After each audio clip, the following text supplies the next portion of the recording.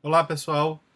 Hoje a gente vai falar um pouco sobre desenvolvimento, né, do sistema nervoso. Antes de começar o vídeo, peço a vocês mais uma vez que sigam o canal, curtam os nossos vídeos, façam aí os questionamentos pertinentes aí sobre, né, o conteúdo dos vídeos. Bom, então para dar início aí ao nosso sistema nervoso, a gente tem que lembrar que muitos processos eles vão ser fundamentais para o desenvolvimento, né, desse sistema nervoso. E os principais processos que a gente vai falar vai ser o processo de indução, que ele vai incluir a indução primária do sistema nervoso pelo notocorda, né? Então, notocorda, como a gente já viu anteriormente nos vídeos, né, de formação lá do tubo neural, do processo de neurulação, a indução, né, ela vai ser esse processo de indução vai ser realizado pelo notocorda, além também da célula da linha primitiva, né, do nó primitivo, na verdade, que vão induzir então, né, ao processo lá de alteração do ectoderma para se transformar aí nas células nervosas. Nós vamos ter ainda o processo de proliferação, né, que primeiro como uma resposta das células neuroectodérmicas à indução primária e mais tarde para construir um número crítico de células para virtualmente então ter esses aspectos aí morfogenéticos, né, da morfogênese aí do sistema nervoso. Nós vamos ter ainda o processo de formação de padrão, no qual as células respondem a informações genéticas ou ambientais para a formação das subdivisões fundamentais do sistema nervoso, determinação da identidade de tipos específicos de células neuronais ou gliais, comunicação entre essas células e adesão, né, também é importante, a migração celular, da qual uma variedade de padrões distintos é encontrada no sistema nervoso, então as células elas vão migrar, né, para poder formar diferentes estruturas aí do sistema nervoso, como a gente já sabe. Nós vamos ter os nervos periféricos aí, né, então entra dentro desse processo de migração. Diferenciação celular de células neuronais e células gliais, então esses dois tipos aí principais de células do sistema nervoso. Formação de conexões específicas ou sinapses entre essas células, uma vez que nós vamos ter as células, nós vamos ter o nosso sistema nervoso. Várias células elas tentam fazer conexões, mas elas não conseguem, então acaba sofrendo processo aí de regressão, processo de morte celular. Estabilização ou eliminação dessas conexões, né, interneurais específicas, algumas vezes associadas a episódios de morte celular em massa de neurônios não conectados, que foi o que eu acabei de falar para você. Se eu não tenho fácil conexão interneurônios, né, eu tenho então morte celular, porque não tem necessidade naquele neurônio naquele local. Então, produzem-se vários tipos de neurônios em vários locais e só aqueles que fazem as conexões internervosas, interneuronais, que sobrevivem aí finalmente para a construção do sistema nervoso. Progressivo desenvolvimento de padrões integrados de função neuronal que resulta em movimentos reflexos coordenados. Né? Então nós temos aí o desenvolvimento dos padrões finais de integração entre essas células nervosas. Então o que acontece, gente? Eu tinha mostrado para vocês anteriormente uma imagem parecida com essa daqui, onde as células do ectoderma, né, elas vão se invaginar e vai dar origem, então, às células do tubo neural. Para que aconteça esse processo aqui de indução, né, existem algumas teorias, eu vou falar para vocês uma das teorias, que é a teoria do BMP4, né, que é a célula aí de indução, a proteína morfogenética óssea 4, então BMP4, essa proteína, quando ela se liga aí nas células, elas vão induzir o processo de epidermização. Então a célula vira uma célula da epiderme, né, da nossa pele. E aí o que, que vai acontecer? Existem duas proteínas principais, que é a noguina e a cordina, que elas vão impedir, né, essa ligação aí do, da BMP4 e com esse impedimento aí do funcionamento, né, da sinalização do BMP4, eu acabo transformando essa célula que deveria ser epidérmica em uma célula nervosa. Então eu tenho essas duas aí estruturas fazendo, né, esse processo. Então, logo após essa indução neural, nós vamos ter sinais adicionais na notocorda e das regiões organizadoras da cabeça que vai resultar na expressão de fatores de transcrição, por exemplo, o OTX2 na região do prosencéfalo, mesencéfalo e GBX2 na região que a gente vai denominar de rumbencéfalo. Então, basicamente, formando as estruturas iniciais aí primitivas de formação do nosso encéfalo. Bom, então o que vai acontecer? Nós vamos ter a indução, né, desse processo aí de neurulação, que vai induzir principalmente o notocorda. O notocorda, para quem não sabe, ele vai produzir uma rede filamentosa, né, e essa rede filamentosa ela vai auxiliar aí no processo de invaginação e formação do tubo neural. Então, ele é considerado como um fator intrínseco, né, desculpa, um fator extrínseco aí no desenvolvimento, né, desse tubo neural. Então, o que é que vai acontecer? Eu vou ter o fechamento, como eu já falei para vocês anteriormente, dos neuróporos, ou neuroporos, também pode ser chamado assim, na parte caudal e na parte cranial. A parte cranial é fechar em torno do 25º dia, enquanto o neuroporo ou neuróporo caudal vai se fechar aproximadamente aí no 27º dia, né? Então, ainda na terceira semana aí de gestação. No final da terceira semana de gestação tem um fechamento aí do neuroporo caudal, certo? Então, basicamente eu tenho o fechamento aí dessas estruturas e já no 26º dia a futura medula espinal, né, e o encéfalo eles são reconhecíveis e dentro do encéfalo nós vamos encontrar o encéfalo anterior, que a gente vai denominar de prosencéfalo, o encéfalo médio, que nós vamos denominar de mesencéfalo, e o encéfalo posterior, que nós vamos denominar de rombencéfalo, né? Então, eu consigo fazer essa distinção aí. Lembrando que, durante esse processo, né, nós vamos ter uma força proeminente na moldagem do sistema nervoso, que vai iniciar, então, o processo de dobramento. Então, aquele dobramento que ocorre na quarta semana devido ao crescimento, né, flexura aí dessas estruturas. Nós vamos ter uma primeira flexura que vai ser a flexura cefálica, né, que vai ser proeminente no encéfalo ao nível de mesencéfalo. Então, vai ser basicamente aqui nessa região, nós vamos ter essa flexura aqui cefálica. Observem que o encéfalo quase dobra sobre si mesmo. Isso aqui vai ser importante, né, para reorganização da estrutura aqui do coração. Como a gente sabe, o coração ele vai ser inicialmente formado próximo à região da cabeça, e com esse processo aqui de dobramento do encéfalo, né, de flexura aqui dessas estruturas, nós vamos ter reposicionamento do coração.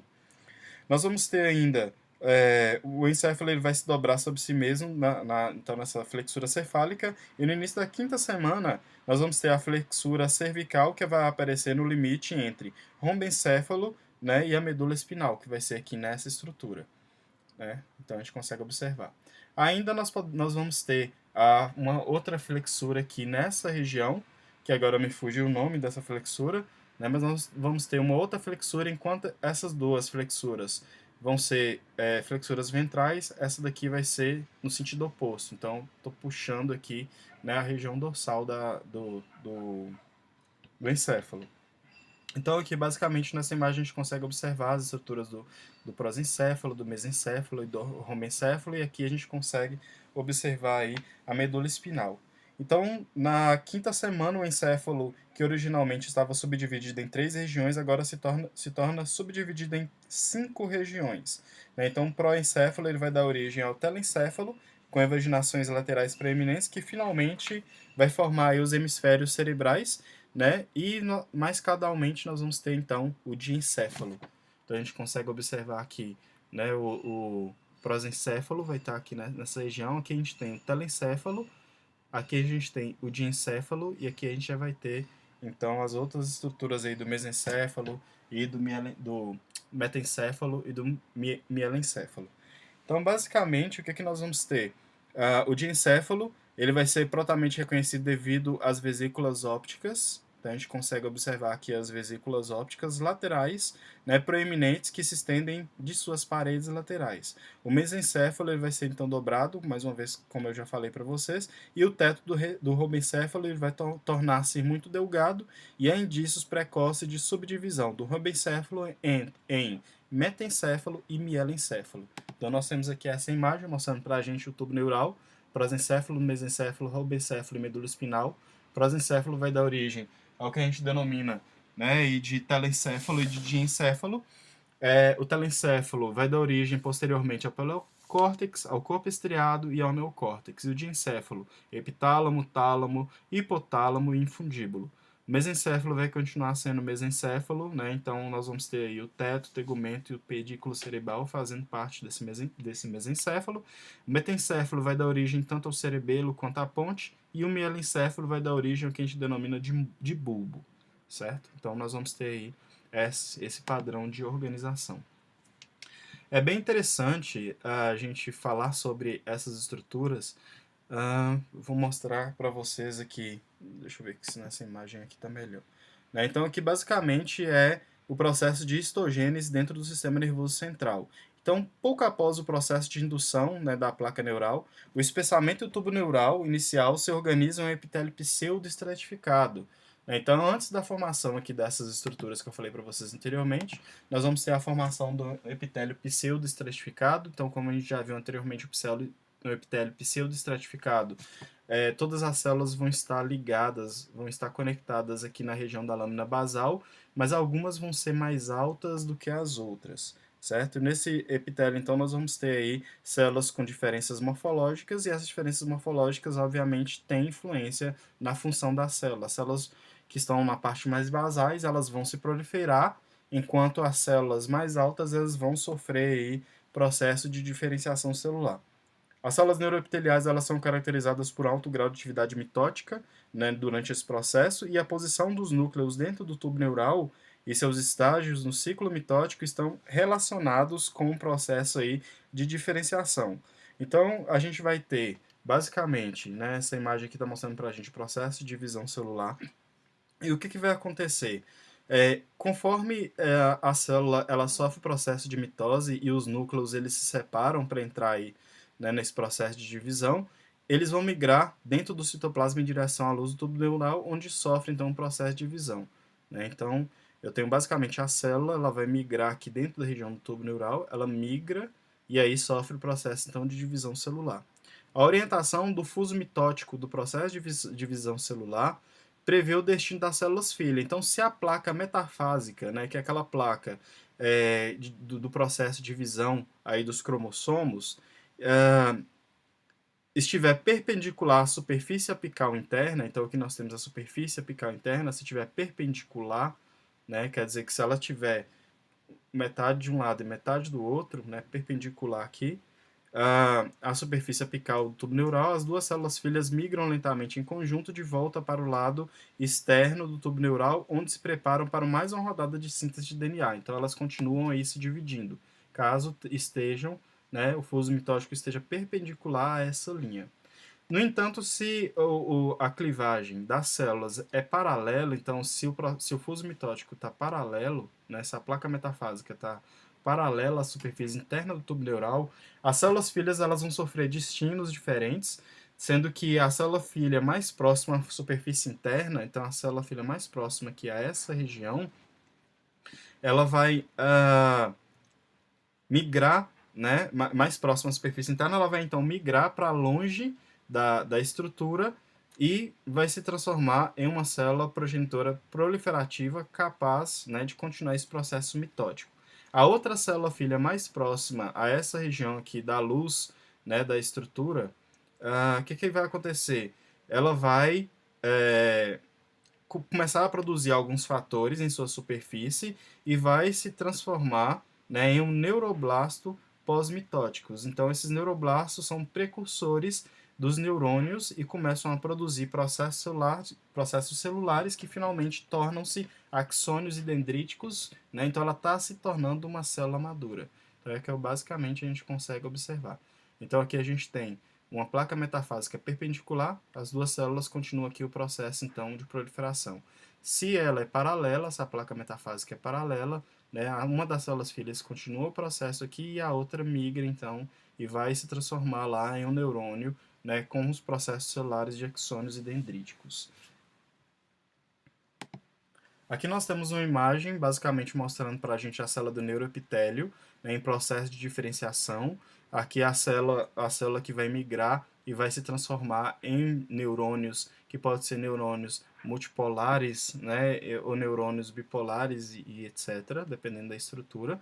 Aqui nós vamos ter outras células que vão se transformar em células da linhagem glial, né? Então nós vamos ter aí os oligodendrócitos, os astrócitos tipo 2, o astrócito tipo 1, né? E outras células aí, as células ependimárias também, né? Que são as células que vão revestir internamente os canais aí do sistema nervoso, tanto central quanto sistema nervoso central, desculpa, né? Tanto do encéfalo quanto da medula espinal. E é importante a gente lembrar que as células de Chivan, que são as células similares aos oligodendrócitos, né, que vão produzir então a bainha de mielina, elas são derivadas das células da crista neural. E obviamente a gente precisa lembrar que todo esse processo de diferenciação dessas células, né, e tudo isso aí está associado com diferenças na expressão de diversas proteínas aí, que eu não vou discutir porque são várias proteínas e não tem necessidade de a gente falar sobre isso nesse vídeo. Bom, dando continuidade, nós vamos falar sobre organização fundamental aí do tubo neural em desenvolvimento. Aqui nós temos basicamente a medula espinal. A medula espinal de desenvolvimento ele vai ser um protótipo útil para estudo das características estruturais e funcionais gerais do sistema nervoso central, porque basicamente ela preserva a sua organização fundamental ao longo da maior parte do sistema, né, e desenvolvimento, do seu desenvolvimento. Então, com o início da proliferação celular no tubo neural, o neuroepitélio se espessa e aparece em camadas, né? Então, nós temos o neuroepitélio, ele vai se espessar, vai se transformar naquele epitélio pseudoestratificado que a gente já falou sobre. As camadas mais próximas ao lúmen, que vai ser o canal central, né, do tubo neural, permanece epitelial e é chamada de zona ventricular ou zona ependimária, que vai ser essa região que a gente consegue observar aqui, tá? Que vai ser o epêndima, né? Nessa região, nessa zona aí, vai ter então as células com capacidade mitótica, que vai se transformar no epêndima, que vai ser um epitélio cilíndrico que reveste aí o sistema ventricular e o canal central do sistema nervoso central, como a gente já falou. Mais adiante, nós vamos ter a zona ventricular ou zona intermediária. Então aqui a gente consegue observar a zona intermediária, vai ser essa região aqui, toda essa região que vai ser a zona ventricular. Nessa zona ventricular contém os corpos celulares dos neuroblastos pós-mitóticos já diferenciados.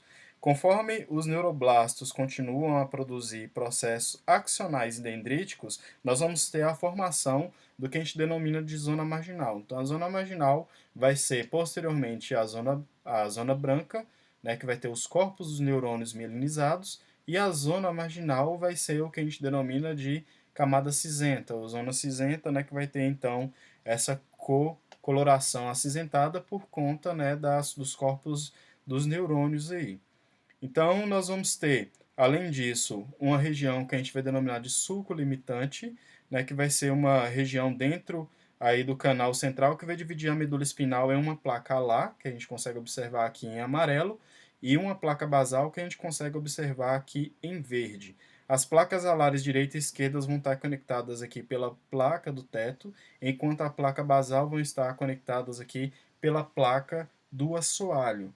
A placa basal ela vai representar, como a gente sabe, o componente motor da medula espinal, né? Então, os axônios provenientes aí de neurônios localizados no corno ventral de substância cinzenta, eles vão sair da medula espinal como raízes motoras ventrais, né? Já a substância cinzenta da placa alar, que a gente vai denominar de corno dorsal, está associada às funções sensitivas, né? Então, axônios sensitivos do gânglio espinal entram na medula espinal como raízes dorsais e estabelecem sinapse com neurônios aí do corno dorsal, certo? É importante também a gente lembrar que no embrião, a medula espinal, vou mostrar aqui para vocês uma imagem, a medula espinal ela vai estender-se por todo o comprimento do canal vertebral, como a gente consegue observar aqui nessa estrutura. Os nervos espinais, então, eles passam pelos forames intervertebrais próximos aos seus níveis de origem, como a gente consegue observar. E uma vez que a coluna vertebral e a dura mater crescem mais rapidamente que a medula, né, espinal, essa relação ela não vai, então, persistir, como a gente consegue observar aqui na imagem. A extremidade caudal da medula coloca-se gradualmente em níveis relativamente mais altos. Então, a medula ela fica mais alta em relação aqui aos corpos vertebrais. Com 6 meses, ela vai estar aqui no nível da vértebra sacral, como a gente consegue observar aqui nessa imagem, né? E a medula espinal do recém-nascido termina a nível da segunda ou terceira vértebra lombar, né? Então, segunda ou terceira vértebra lombar, aqui nessa região, como a gente consegue observar. E no adulto, a medula espinal geralmente termina na borda inferior da primeira vértebra lombar, como a gente consegue observar aqui nessa estrutura. As raízes nervosas inferiores à extremidade terminal da medula espinal vai formar um feixe de raízes nervosas que a gente consegue observar, né? E a gente vai chamar essa estrutura, então, né, de cauda equina, ok? Bom, então nessa próxima imagem aqui a gente consegue observar experimentos ilustrando aí a influência do notocorda sobre o desenvolvimento da placa do assoalho e local de saída dos nervos da medula espinal. Então nessa primeira aqui a gente consegue observar que caso a gente tenha um notocorda enxertado, vai acontecer, né, que vai existir aqui uma placa do assoalho induzida por essa notocorda enxertada, né? Caso a gente tenha ausência desse notocorda, observem que a gente vai ter uma ausência, né, ou uma placa do assoalho aqui incompleta presente aqui nessa estrutura. E isso vai causar danos aí no processo de diferenciação celular do tubo neural e posteriormente aí do sistema nervoso. E caso a gente tenha, né, um corte aqui, uma ruptura nessa região da placa do assoalho, o que vai acontecer? Eu começo a ter saídas aqui desordenadas de células e isso vai impactar muito na organização do sistema nervoso. Então mostra que essa região da placa do assoalho, ela vai ter uma importância muito grande, né? Ela vai ter contato aqui inicial com a notocorda e ela tem uma importância muito grande durante esse processo de diferenciação aí das estruturas do sistema nervoso. Aqui nós vamos ter, basicamente, uma fotomicografia da medula espinal normal de um embrião. E aqui, no caso, na segunda imagem, na B, nós vamos ter um tubo neural, né, onde eu tenho a ausência aí do notocorda. Então, observem que eu tenho alterações a níveis morfológicos aí dessa formação do tubo neural. Nessa outra imagem, a gente consegue observar basicamente a influência, né, daquelas moléculas que eu falei para vocês inicialmente aí do BMPs, né, e outras moléculas aí para a formação dessas estruturas aí do tubo neural. Era para ter mostrado essas imagens antes, mas acabou que eu esqueci. E aqui a gente consegue observar as bases moleculares aí para a especificação do neurônio, né, através do corte transversal do tubo neural ventral. Então a gente consegue observar, né, que para a especificação de cada região, de cada camada, eu tenho expressão gênica aqui diferenciadas, né? Então isso aí basicamente estudos moleculares mostram isso para a gente. E aqui a gente consegue observar o padrão de expressão de genes da família ROX, né, e outros genes em relação aos limites anatômicos do embrião. E é interessante a gente observar que cada região, né, que vai formar aqui o prosencéfalo, mesencéfalo e rombencéfalo, nós vamos ter padrões de expressão genéticas diferentes, gênicas diferentes. Então isso é importante para a gente poder entender o porquê que cada região vai ter esse processo de diferenciação. Nós temos aí então alteração, né, na diferenciação de padrões aí desses genes.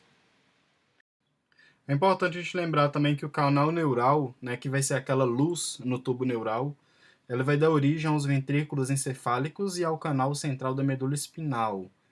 As paredes do tubo neural eles vão se espessar pela proliferação das células neuroepiteliais. Essas células dão origem, né, a todas as células nervosas e as células da macróglia do sistema nervoso central.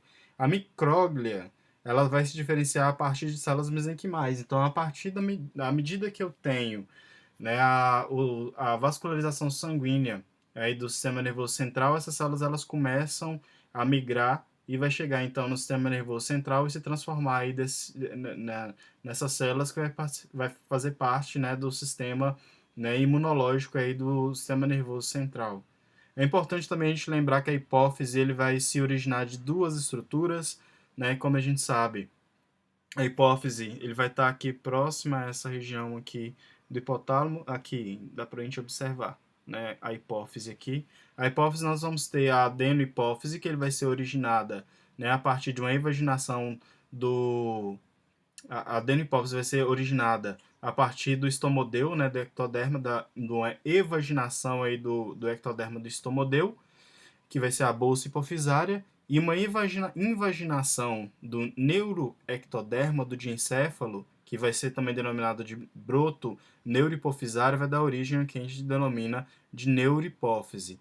E para finalizar aqui, então, as células dos gânglios cranianos, espinais e autônomos derivam das células da crista neural, né, que vão originar aí células de Schwann e demais estruturas. As células de Schwann elas vão ser importantes que elas vão fazer então a bainha de mielina, né, dos axônios externos aí à medula espinal, e também se originam, né, das células da crista neural, como eu já falei anteriormente. Do mesmo modo, a maior parte do sistema nervoso autônomo e todo o tecido cromafim, incluindo a medula da suprarrenal, também vai se originar aí das células da crista neural. Então, as células da crista neural vai dar origem a essas células de Schwann, né, as células aí da medula das suprarrenais, vai dar origem a melanócitos, né, e várias outras aí estruturas. Eu tenho um vídeo aqui que eu vou mostrar para vocês basicamente. Vou mostrar aqui basicamente, né, tudo que foi falado no vídeo. Esse vídeo aqui está disponível no YouTube. Então a gente consegue observar aqui a formação do tubo neural, né? Então eu tenho o fechamento aí dos neuroporos caudal e rostral. Aqui basicamente eu tenho já o processo de flexura, né? Então nós vamos ter a flexura.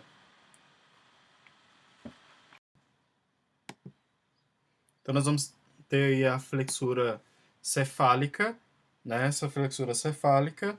Além disso, nós vamos ter aqui nessa região, né, a flexura cervical e aqui nós vamos ter a terceira flexura, que seria a flexura palatina, certo? Então são 3 flexuras aí importantes.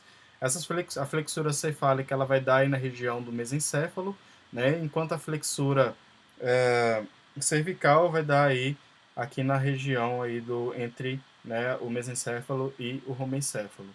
E a flexura cervical aqui nessa região.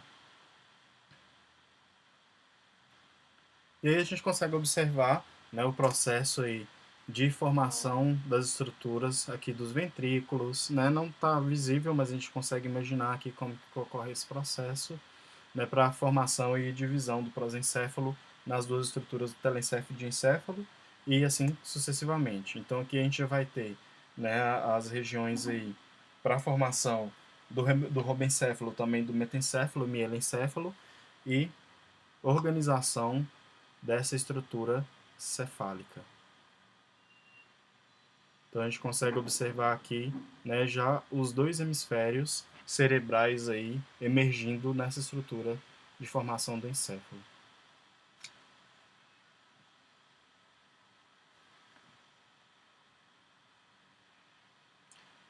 É importante a gente lembrar que todo esse processo, né, eu vou induzir as conexões. Caso não haja conexões entre essas células, o que vai acontecer? Basicamente, eu vou ter, então, a atrofia. Caso eu não tenha esse processo, né, de conexões, eu não tenho essas sinapses. Então, as células elas começam aí a sofrer morte celular.